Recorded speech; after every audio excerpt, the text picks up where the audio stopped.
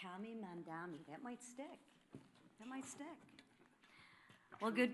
Yeah, the truth hurts, right? Works. All right. Well, this Saturday, SNAP benefits run out for 42 million Americans. 42 million Americans, the SNAP benefits will run out.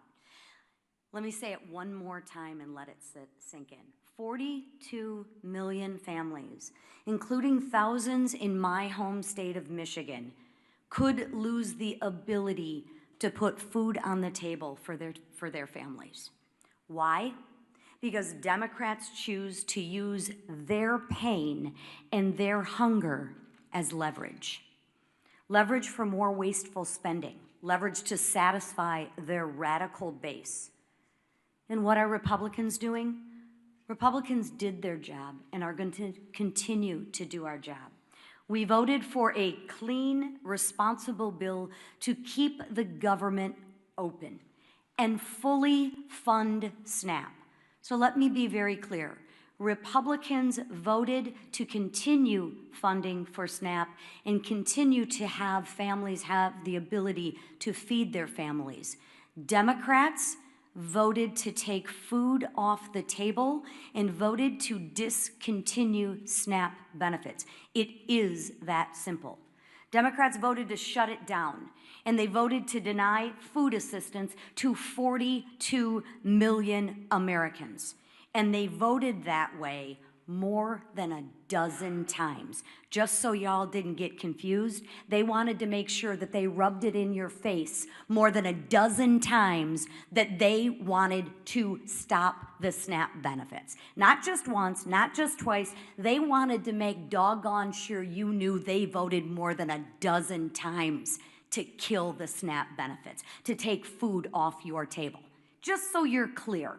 And let's remember, they did it, and let's make sure that we don't forget, and let's make sure we remind them who voted to keep food on the table and who voted to take food off the table. Because at some point in time, they're gonna reverse what they're talking about and do what they normally do, and that's try and blame us. But let's hold them accountable for once to the votes that they've taken.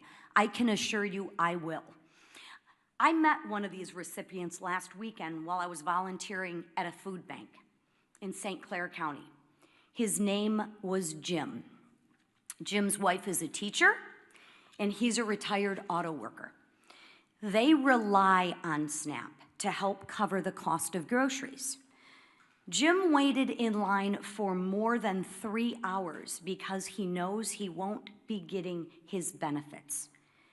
That's what he told me. But you know what he told me? I thought this was very insightful.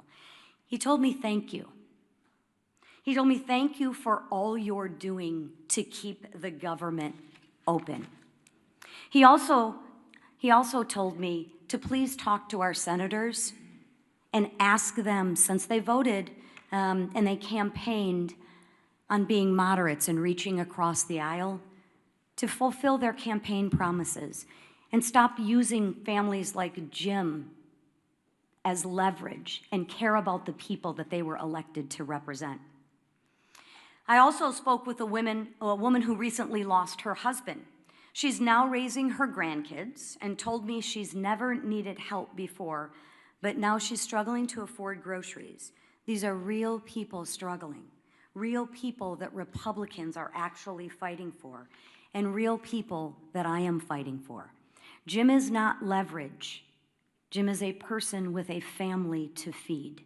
Open up the government and stop using Jim and his family as leverage to kowtow to your radical political base.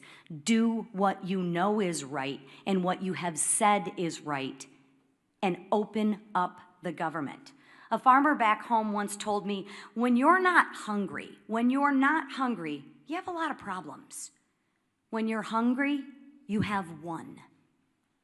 Right now, families on SNAP have a problem. And that problem should never, ever be used as political leverage. So Republicans, we're gonna keep on working and we're gonna keep on fighting. And you know what? We will keep showing up. And while we keep demanding that Democrats stop using suffering Americans as pawns in their political games, I implore my 2 senators, do what you said you were going to do. Do what you said that you are. You've reached across the aisle. You're moderates. You care about people. Well, show that in your actions and vote for a clean CR for families like Jim who you represent. Please, they are counting on you. And every no vote means that you are keeping food from their table. So please, it is time to pass the clean CR and actually put the people who you represent, Americans, first. Thank you. We'll take a few questions. I just want to thank again our colleagues from New York, LaLota and Lawler, Garbarino, Langworthy and Tenney. It's a difficult job to hold the line in that state, but they do it very, very well, and we're grateful they're there, and that there are so many common sense New Yorkers who still believe in freedom and in the greatness of America, and they keep sending us patriots like this to do the job. So we'll take a few questions. Yes, sir. Second row. Thanks, Mr. Speaker. During the last shutdown in 2019, it was the first Trump administration, and they made sure that in the second month of the shutdown, SNAP benefits would go out. They had them sent early. Why do you think they shouldn't do that this time? Well, the president, this administration has done exactly what he did in the first term, and that is bend over backwards to make sure that we mitigate the harm. We explained here yesterday that any administration in a shutdown scenario has figuratively a control panel of pain dials. In the Obama administration, 2013, when they shut it down, they turned all the dials to 10. They wanted it to hurt, and so remember, famously, they put the yellow crime tape around the World War II memorial and prevented aging veterans from going and visiting these landmarks. They made it hurt. President Trump has done exactly the opposite. I mean, he's done everything he can. He's ordered all of his cabinet secretaries to mitigate the harm. So, for example, as you know, with WIC funding, they found a way to fund that with tariff revenue. We found a way to pay the troops once already in October, hopefully at the end of this month, by moving money around.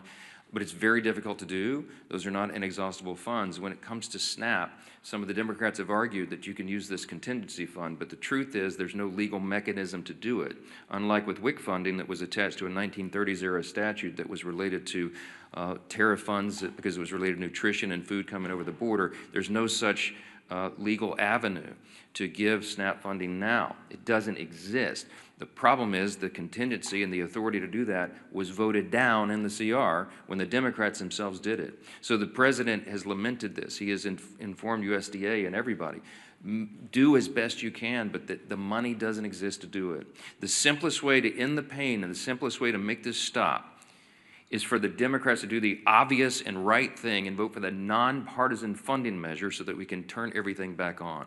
Then we will get back here, and then we will debate all these other extraneous issues. But right now, the first job of the government is to keep it in operation and take care of the people who depend upon all these services we've articulated today. It's nonsense, and it has to end, and you should be asking them the tough questions, why they're willing to inflict this pain on the people for their partisan political purposes. Yes, ma'am.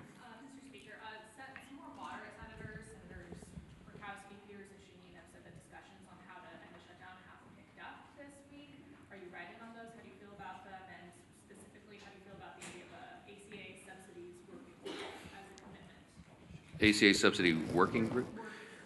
Look, I'm not surprised that the conversations are turning up in earnest. I mean, when you're talking about the handful of centrists and moderates that are there, they feel the pressure of this. You have all the major unions now coming out, as we've noted, demanding that they do the right thing and get the paychecks flowing again. You have flights being delayed and canceled. It harms people on their nutrition and their food and everything else. And so this is not a surprise to us. We welcome them doing the right thing, but again, we don't have anything to negotiate because we didn't put any partisan Republican priorities on the CR at all. I don't have anything I can pull off of it to make it more palatable for them. So our urge and our plea to them is just do the darn right thing and open the government. And then we'll figure all the rest of these things out. We were always scheduled. We were always planning to have the debate about the COVID-era subsidies and all these other issues in October, November, December.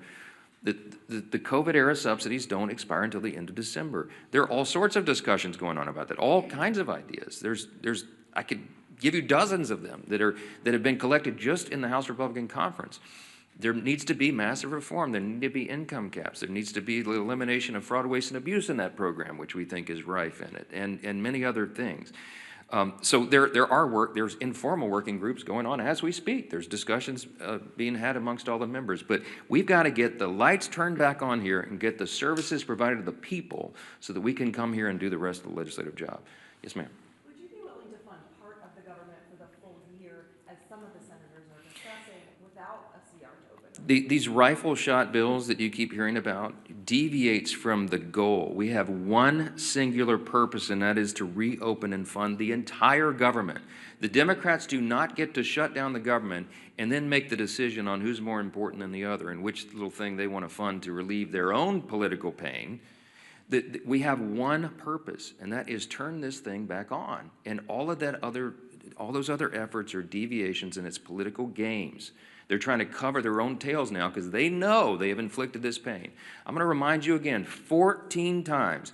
I bring my chart in every day. I'll bring it back tomorrow because I want everybody to remember. Republicans have voted 14 times to fund the government, and the Democrats have voted 14 times to close it. They are imposing the pain, and now they're feeling a little pain themselves because people are starting to let them hear about it. They better do the right thing. That's all we can say. Yes, ma'am. Mr. Speaker, you mentioned today that the Senate's going to vote for the 15th time, and Democrats are supposed to. The Senate's actually not voting today on the CR to fund the government. Do you agree with Leader Thun's decision to let Democrats sit with this over the weekend? They're not voting today on the CR, so SNAP benefits are going to lapse. They're not taking that vote today. Well, Leader Thune was pretty upset yesterday. We've all seen the video. You know, Mad John on the floor, and it's appropriate. When we come in here and do these briefings, I can empathize with them because we're happy warriors. I like to come in and have a good time in press conferences and tell you good news and all of that. But this feels very much like in my state, Louisiana, is a hurricane state. It's like giving a briefing during a hurricane, a Cat 5 hurricane. Right before it hits shores. We put the sandbags around our homes and we board up the windows and we do everything we can to prepare, but we know the real pain is about to hit. And we feel helpless in doing anything about it. And that's the same emotion and that we feel here at the podium and when we're on the floor. And Leader Thune let them have it yesterday because they were trying to play games, and we're just fed up with it. He's a very even-tempered, calm guy. I mean, I try to maintain the same demeanor, but it's infuriating to us. I'm not going to second guess his decisions on when they schedule the votes each time, but he's probably about had it with their nonsense. And when they tell him and they thumb their nose at him and give him, and say other things that they like to drop the F-bomb now for fun, for emphasis apparently. When they tell him those things, he probably recognizes it's a futile effort. He realizes they're dug in, they don't care. They're more afraid of the Marxist, socialist, far left in the party than they are the harm that they're going to cause the American people. That's a fact, and you need to make them try to refute that because they can't. I'm grateful again for our New York colleagues for holding their ground and standing guard as they do and for being here. Thank you all so much.